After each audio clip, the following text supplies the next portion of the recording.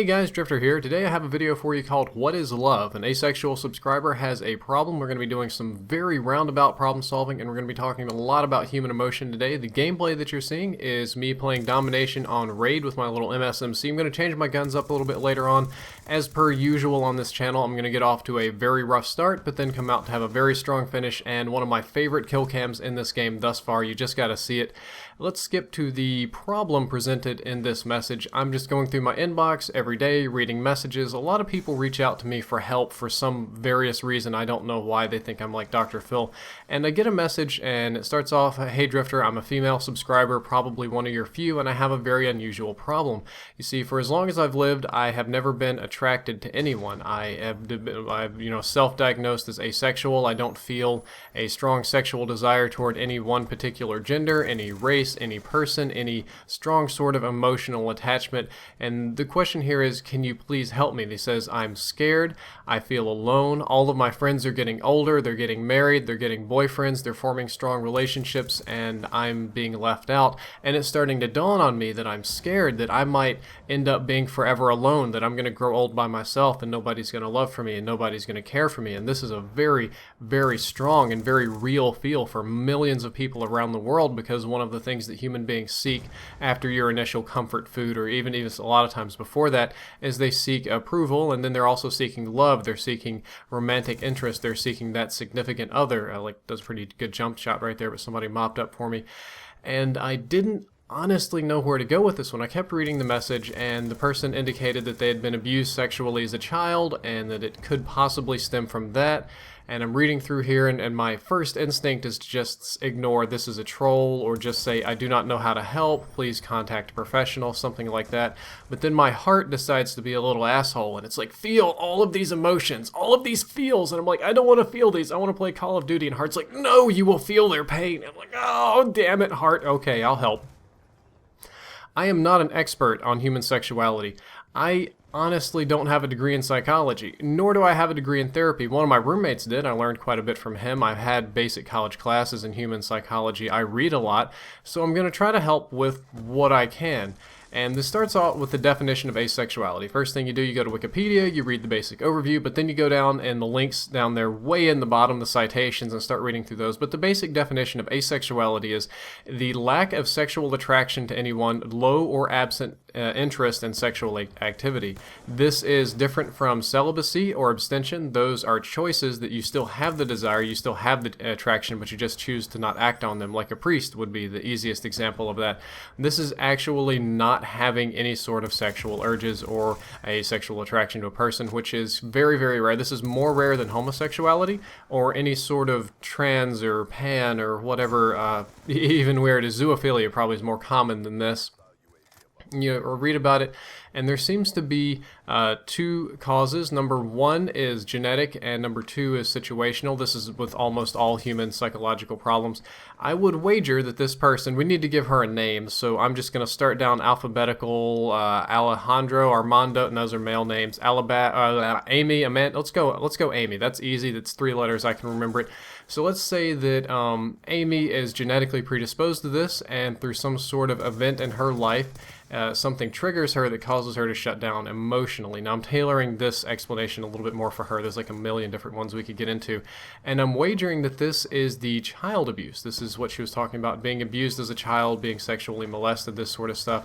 It probably caused an emotional shutdown, not just an emotional shutdown of your normal hate, love, fear, that sort of thing, but a strong sort of anti-sexual, anti-desire shutdown, a really, really bad one. I didn't ask for details on this. That's generally considered rude to do. Even if somebody is asking you for help, you don't go, "Oh, well, how exactly were you abused? I really need to know." Don't do that. That's not classy at all. So that's where I'm guessing the problem is from, and I'm working on my solution here. I'm writing up this message, and it occurs to me that this is not necessarily something that I can solve in the typical male fashion, even though I have to try, because men like to think they'll do problem, okay, inputs, solution, this is what you should do.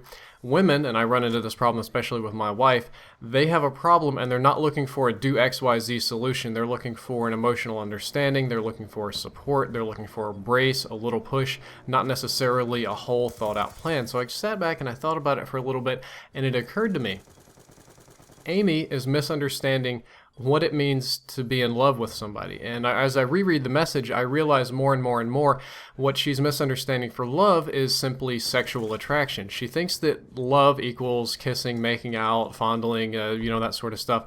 And don't get me wrong, lust and sexual attraction is a very important component of love and attraction and these sort of things, especially in our culture. But that's not all that it is. True love, real love, actual love is much greater and more important than sexual attraction. The way I would define it is the deepest friendship or the strongest bond possible. Or let's just say best friends plus benefits and more. You're in the super best friends club and then you're like the ultra top tier platinum of that, like a really strong emotional bond with that somebody. You say soulmates, it's like touching your souls back and forth. I'd like to think that's what I have with my wife. We argue all the time and we don't necessarily get along or have the same opinions about things, but neither one of us is interested in leaving the other. We still feel very strongly drawn to each other, and we still, in general, get along much better than not.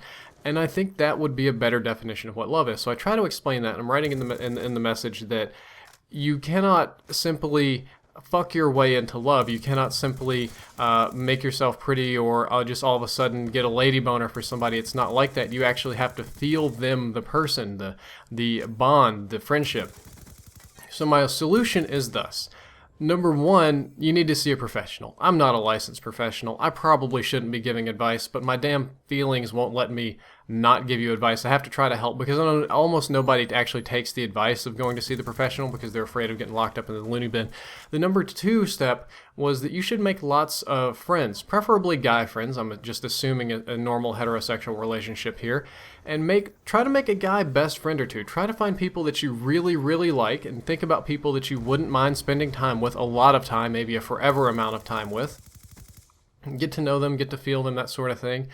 And then if there is any of these particular people that really stand out to you, try to get close to them. Try to get really emotionally close to them. Start trusting these people. Start sharing secrets. Start trying to help them. Start trying to be a really, really good friend. Now, I know guys there are these other components, of course, but guys do like to think with their penises. That's just kind of how they are and what they do and how it goes. And I'm assuming that some of these guy friends are going to be a little bit more interested than just the friendship level.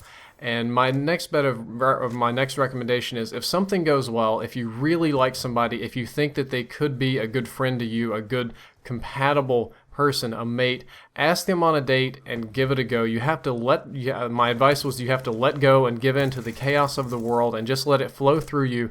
Don't think and just act.